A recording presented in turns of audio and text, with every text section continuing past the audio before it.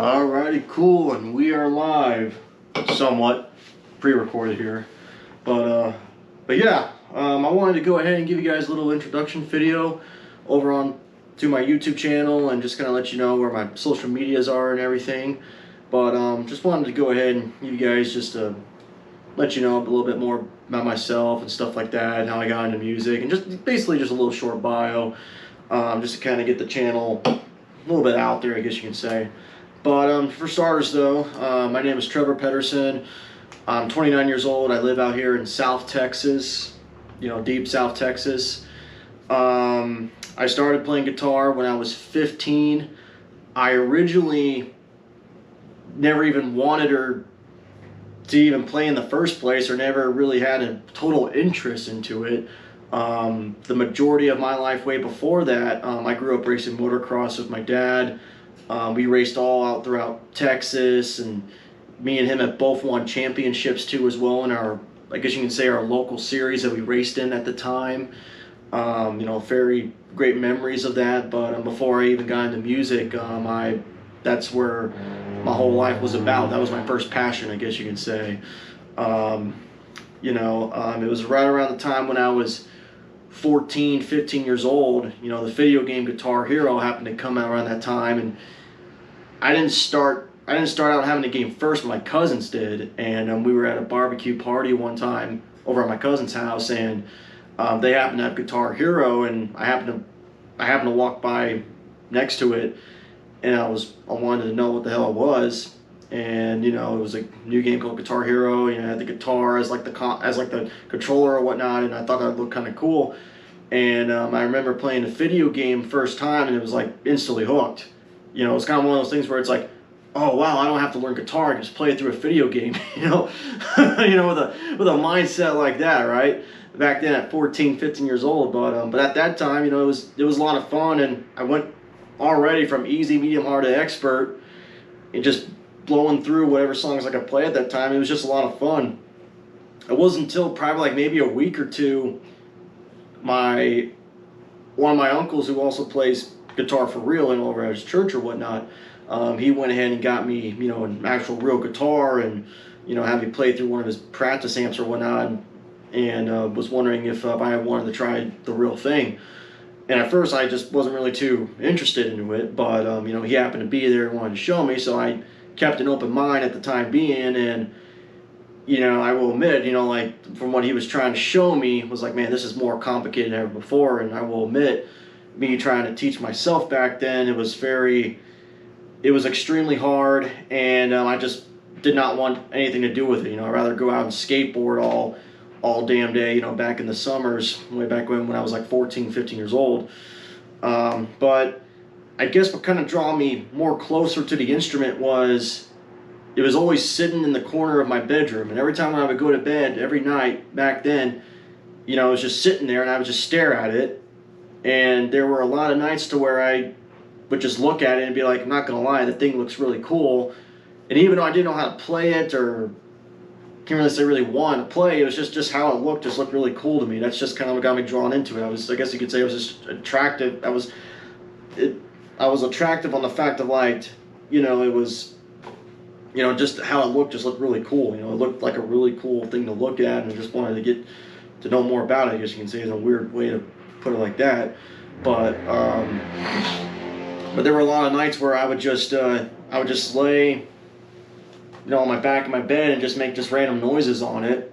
And not that I was trying to play music or try to be really good at it, but I just wanted at least I guess you can say, just get a feel and just see what it was like, and and just see what kind of noises I can make out of it, that sort of thing. And I remember doing that for like a good month or so, up until a point where I was kind of like, this is actually kind of cool, and it's cool I can make all these noises and sounds or whatnot on the guitar, but let's go ahead and try to actually make something more out of it. Let's try to make some music out of it, I guess you can say. And I didn't know really where to start with that. I remember reading books, and remember learning how to play Amazing Grace back then, and just got really bored in playing that. And it was another stump for me. But then I went ahead and learned how to read guitar tablature, And then when I finally learned how to read guitar tablature, that's just kind of like when it just skyrocketed for me right there.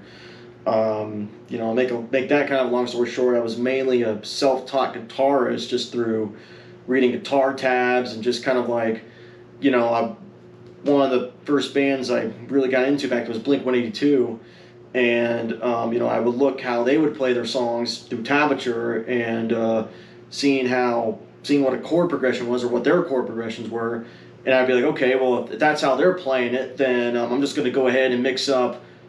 I'm going to use those same chords, but I'm going to mix it up in this sequence instead, with these kinds of rhythms, you know, et cetera, et cetera. And it was the same thing when it came to like intricate riff writing too. When instead of playing chords, now you're playing like a legitimate like metal riff or whatnot. You know, as time went on.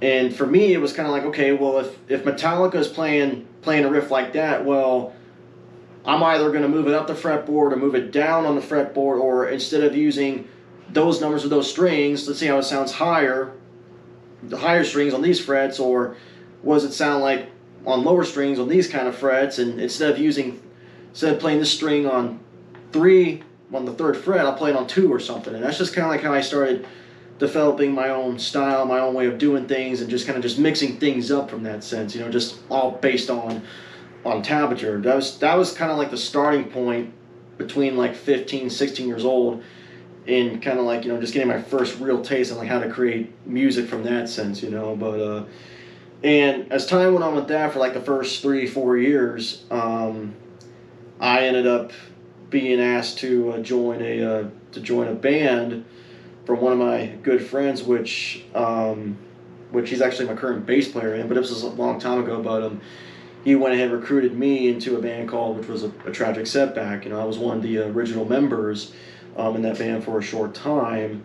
And at first, you know, when they wanted me in, I was just kind of like, you know, I didn't really take it too seriously. I was just kind of like, you know, I mainly race motocross. I'm just a kid who can kind of play guitar at the time. But Chris's brother, Joe, you know, just happened to see some potential in me, and we were all good friends, and he wanted me in. And so, long story short, that, you know, he worked with me, and, you know, I will admit I kind of had fun doing it, and I thought it was kind of cool that, you know, that I was getting the attention that they wanted me in. So I just kind of went ahead and just went for it, or went with it on him, and I got a real good taste of, you know, what it was like, you know, being in a metalcore band at the time and playing the local shows, and I guess you can say kind of getting my feet wet in the whole thing. It was like a whole nother world compared to racing motocross all these years. And you know, I will admit it was really cool, you know, and having a good group of friends and writing music together. And, you know, there were some days that were good, some days that weren't good, and, you know, and it was a good first band. You know, Tragic Setback was a good first starting band for me. You know, unfortunately, you know, all of us, we broke it off and we all went separate ways, and, you know, that's a whole nother story. And, you know, we all made amends and stuff like that, but you know, it just happens, you know. But as time went on, you know, as time went on, after the first band, you know, I will admit the breakup was it was pretty sour for me, and I ended up going in another direction and got married too young and ended up becoming divorced too, and all that stuff. And, you know, thinking that, you know, thinking that's what I wanted, but then later on coming to find out that it just didn't work out, and, you know, back to square one again, and trying to find myself again. I ended up picking music back up again in that point. And that kind of helped redeem my identity once more, which I'm very thankful for. And you know, I have played in other bands. You know, unfortunately, nothing is out or anything, but, you know, just bouncing from band to band. You know, trying to see what would fit. And then it kind of got to the point to where I just kind of got so sick and tired and being let down by other people, and not realizing that, you know, I have this set goal, but their goals aren't in par with mine. And it just got to the point to where it was just like, you know, I'd rather just do all this by myself, right? Because I just got so done and just trying to compromise with other people and things not working out, and it was just too much work. You know, I just got sick with it. But a good friend of mine, which he's the current drummer of my band, Mr. Jostin, my current band, which I'll talk about in a little bit, but he went ahead and called me up, and he was wondering if he would want to start writing stuff with me and stuff like that. And so at first I kind of really wasn't into it, just because I just went ahead and left the band recently, you know, all that stuff. But we went ahead and sat down and talked, and what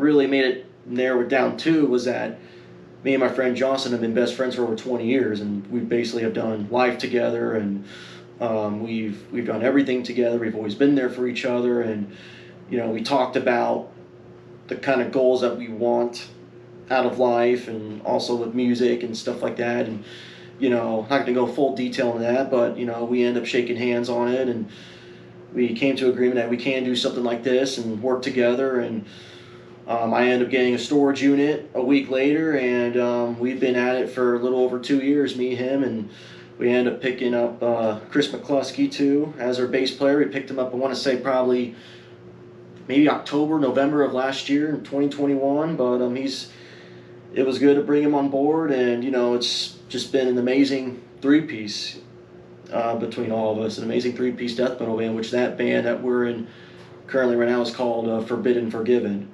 Forbidden Forgiven is basically a band of just three longtime friends that have been best friends for a little over 20 years, and just showing the love of and passion of, you know, death metal music, you know, which is where we kind of first started growing into and started really loving at the time, and just been fans of it for the past 17 years or so, just being huge fans of that. And you know, after so much time has passed and learning from past bands and learning how